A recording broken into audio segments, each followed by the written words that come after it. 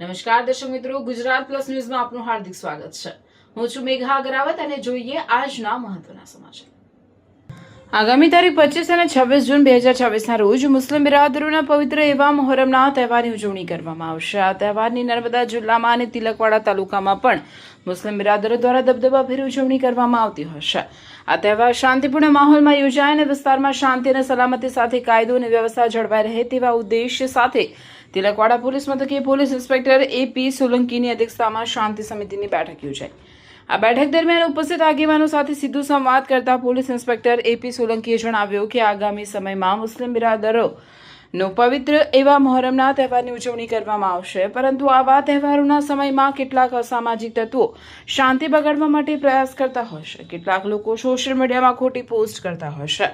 આજના યુવાનોએ ખાસ ધ્યાન રાખવું જોઈએ, કારણ કે સોશિયલ મીડિયામાં ખોટી પોસ્ટ કરી બીજાના ધર્મની લાગણી દુભાય તેવું કૃત્ય કરવું નહીં, અને જો કોઈ આવું કૃત્ય કરતા માલુમ પડશે તો તેના વિરુદ્ધ સખત પગલાં લેવામાં આવશે.